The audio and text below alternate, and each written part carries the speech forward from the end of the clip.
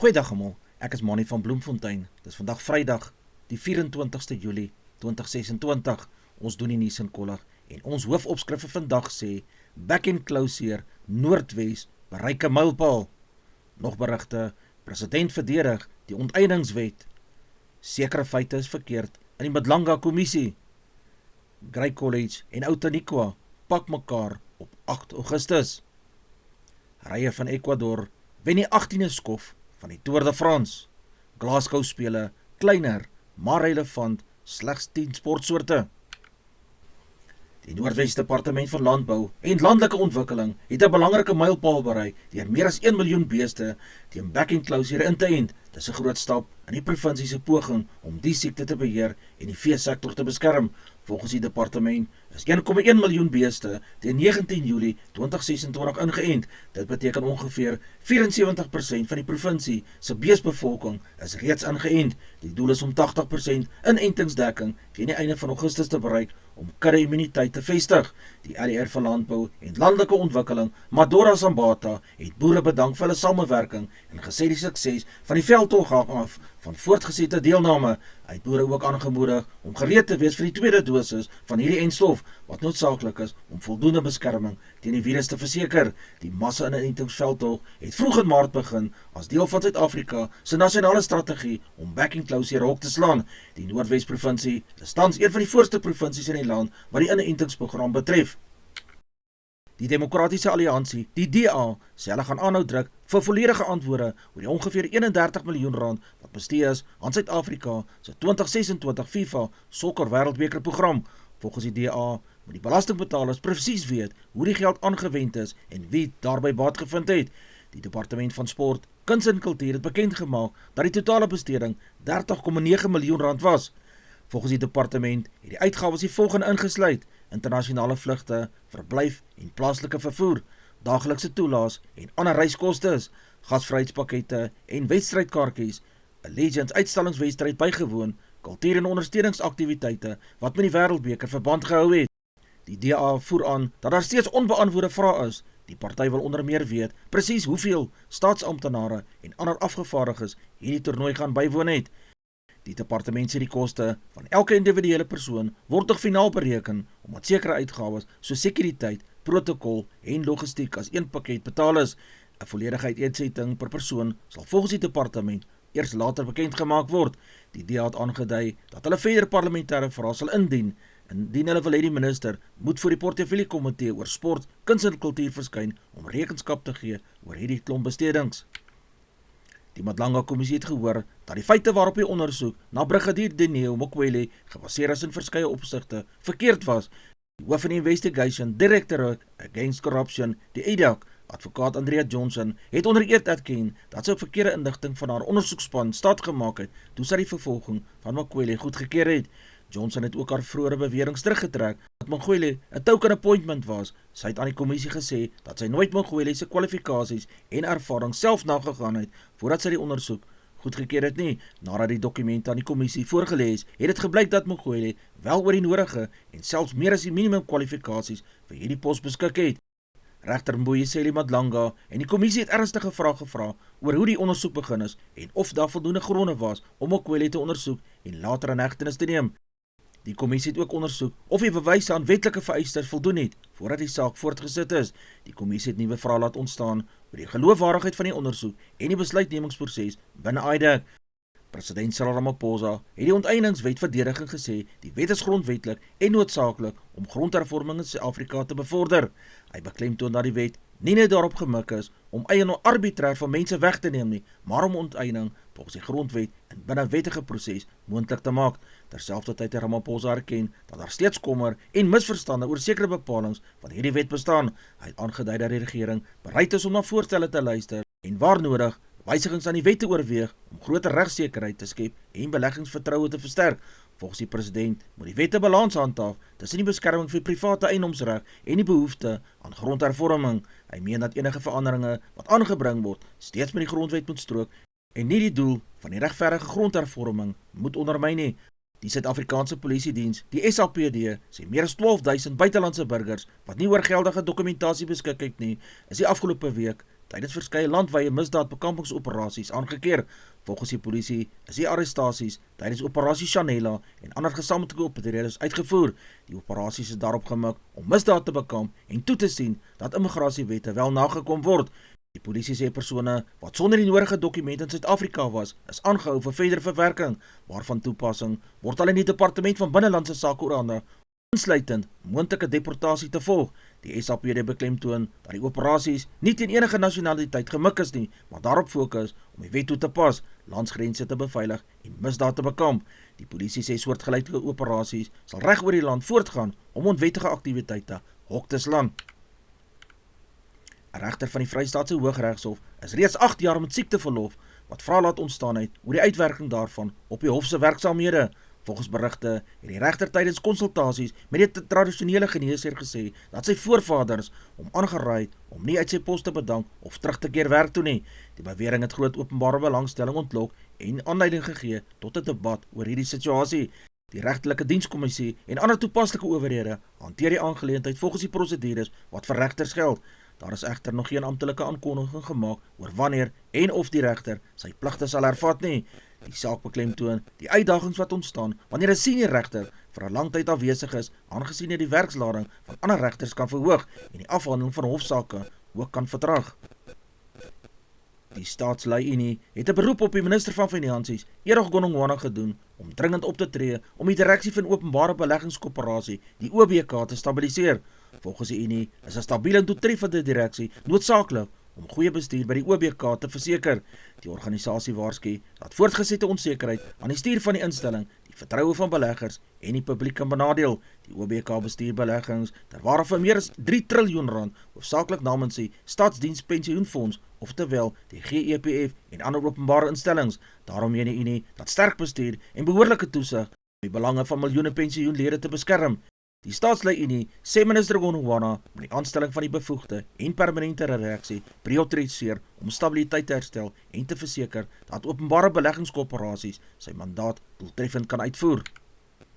Die gewilde skole rugbywedstryd tussen Hoërskool Outeniqua en Grey College van Bloemfontein gaan tog plaasvind nadat die borge ingetree het om die finansiële uitdagings op te los wat gelei het tot die aanvanklike kansellasie van hierdie wedstryd so wat 'n maand gelede. Outeniqua het die wedstryd aanvanklik onttrek weens begrotingsbeperkings en die hoë koste van die toer na Bloemfontein. Na die aankondiging het verskeie borge egter ondersteuning gebied wat moontlik gemaak het vir die span om na die reis aan te pak. Die wedstryd tussen die twee rugbyreuse is nou geskeduleer vir Saterdag 8 Augustus by Grey College in Bloemfontein. Dit is een van die meeste verwagte skole rugbywedstryde van hierdie seisoen en sal na verwagting groot belangstelling van ondersteuners reg oor die land ontlok. Vir skole rugbyliefhebbers is dit uitstekende nuus aangesien twee van Suid-Afrika se sterkste rugbytradisies nou weer die geleentheid kry om mekaar op die veld te gaan pak. Die veelsidige agterspeler Clayton Blommetjie sal vanaand in sy 150ste verskyning vir die Toyota Cheetahs maak wanneer hulle teen die Hollywood Bad Sharks se 15-tal in hulle Karibeker kragmeting te staan gaan kom. Blommetjie sal jarelank een van die Cheetahs se mees betroubare spelers en het hom onderskei met sy veilige verdediging, aanvallende spel en ervaring. Sy 150ste wedstryd is 'n besonderse mylpaal en getuig van sy lojaliteit en bydra tot die span. Die 2026 Statebondspele vind tans in Glasgow, Skotland plaas. Vanjaar se spele is kleiner as vorige uitgawes en slegs 10 sportsoorte word verteenwoordig. Hierdie sportsoorte is atletiek, swem, fietsry, gimnastiek, gewigstoot, judo, netbal, boks, 3x3 basketbal en rolbal. Suid-Afrika stuur 'n sterk span in wat verskeie van hierdie sportsoorte gaan deelneem met medaillevooruitsigte na nog meer atletiek, swem, netbal en baanfietsry. Die verkorte program is deel van Glasgow se plan om die spele teen 'n laer koste aan te bied deur hoofsaaklik bestaande sportfasiliteite te gebruik. Ondanks die klein aantal sportsoorte word steeds verwag dat die kompetisie van baie hoë standaarde sal wees. Die nuwe Wallabies afrigter, Les Kies, het slegs een nuweling in sy eerste Australiese groep ingesluit vir die komende internasionale rugbytoetse. Kies het die grootste deel van die groep behou om kontinuïteit en ervaring te verseker, terwyl hy net een nuwe speler die geleentheid gee om sy internasionale buiging te kan maak. Die afrigter sê sy fokus is daarop gemik om 'n sterk en mededingende span te bou wat onmiddellik kan presteer. Daarom het hy verkies om op ervare spelers staat te maak eerder as om groot veranderings aan die groep aan te bring. Australië sal hoop dat die mengsel van ervaring en nuwe talente hulle kan help om sterk vertonings te lewer in die bykomende rugbykampioenskap, waar onder meer teen die Springbokke, All Blacks en Argentinië te staan sal kom. Die Ecuadoriaanse fietsryer Richard Caparras het die 18de skof die 2026 Tour de France op indrukwekkende wyse gewen nadat hy sowat 3,5 km oor 'n beslissende solo aanval geloods het op die klim na Orges Merlette. Carapaz wat vir die EF Education Easy Post ry, het sy voorsprong tot die eindstreep verdedig en 45 sekondes voor Mauro Schmid klaargemaak met Matteo Jorgensen in die derde plek. Dit was Carapaz se 9de skofsege in 'n Grand Tour en sy tweede Tour de France skofoorwinning. In die algehele aanslag het Tadej Pogačar sy geel trui behou, ondanks berigte dat siekte sy span geraak het. Hy het steeds 'n voorsprong van 4 minute en 32 sekondes bo Remco Evenepoel in die algemene klassifikasie. Die minister van Sport, Guyton McKenzie, het 3 miljoen rand goedgekeur om te verseker dat Suid-Afrika se mans en vroue hokkiespanne ten volle befonds aan die 2026 FIH Hockey Wêreldbeker kan deelneem. Die toernooi vind van 14 tot 30 Augustus in België en in Nederland plaas. Die besluit volg nadat Suid-Afrikaanse hockeyvereniging met 'n finansiële tekort van ongeveer 3 miljoen rand gekonfronteer is. McKenzie het gesê, dis onaanvaarbaar dat atlete wat hulle plek by 'n wêreldtoernooi verdien het, self die kostes moet dra om Suid-Afrika te verteenwoordig. Hy het beklemtoon dat die finansiële hulp 'n eenmalige ingryping in die nasionale belang is en nie beteken dat die regering voortaan alle finansiële koste van sportfederasies sal dek nie. Die departement het bygevoeg dat die geld eers aan die hockeyvereniging oorbetaal sal word nadat 'n formele befondsingsooreenkoms onderteken is en alle vereistes vir goeie bestuur en finansiële verslagdoening nagekom is. Advertensie van Netwerk 24, teken in en kry verskeie tydskrifte en koerante. Advertensie van Bloemkeel vir jou. U kan vir Diana of Susan by 082 390 339 kontak. Hulle sê 'n voertuigregistrasie namens jou behartig. Ons weerberig vir die streek lyk so: Messina 1431, Polokwane 823, Lephalale 1230, Mbombela 824, Mahikeng 523, Pretoria 1123, Johannesburg 1819, Ermelo 319, Kalahari 821, Gaborone 1025, Richards Bay 1622, Pietermaritzburg 719, Durban 1422, Port St Johns 1319, Pongola 1124, Maputo 1626, Bethlehem 217, Bloemfontein 416, Allewal Noord 415, Welkom 519, Vryburg 320, Kimberley 618, Appington 821, Prieska 718, Springbok 723, Karasburg 28, Keetmanshoop 1022, Mariental 823, Alexanderbaai 1128, Brandvlei 719, Loederitsbaai 1633, Vredendal 923, Kaapstad 1018, Sutherland 215, George 818, Jeffreys Bay 1118, Geberra 917, Grafreinet 514, Kaaphooglas 617, De Aar 415, Molteno 210, Beaufort Wes 816, Oos-London 916, Mabalane 1627. Ons verkorte weerberig per provinsie: Limpopo warm tot baie warm met sonnige toestande, geen reën word verwag nie. In Mpumalanga sonnig en warm, koeler in die hoogliggende gebiede in die oggend. Gauteng koue begin, daarna sonnig en aangenaam. Noordwes provinsie sonnig en droog met warm middagtemperature. Vrystaat koud in die oggend met ryp op sekere plekke, sonnig en koel tot matig warm.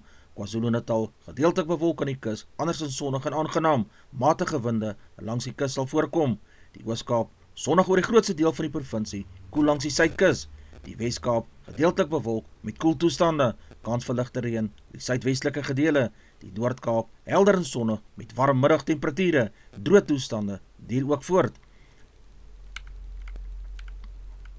Ons markaanwyser vir die dag lyk so: die rand verhandel teen R16.74 teenoor die Amerikaanse dollar. 'n pond kos R22.28. Die euro verhandel teen R19.03. Die Australiese dollar kos R11.67. 'n yen kos 10 sent. Die prys van platinum is $1,596. Die prys van palladium is $1,262. Goud se prys is $4,059 per fyn ons. Die prys van silwer is $57.80. Brent olie per vat is $94.07. Ons gedagte vir die dag: moenie moed verloor as dinge nie vandag uitwerk soos jy beplan het nie. Elke nuwe dag bring nuwe geleenthede en elke uitdaging maak jou sterker. Hou aan glo, hou aan werk en hou aan vertrou, die beste lê dikwels nog voor. Dis al vir vandag. Onthou om te like, deel met jou vriende en jou vriendinne. En onthou te subscribe op my kanaal. 'n Aangename naweek word vir almal toegewens.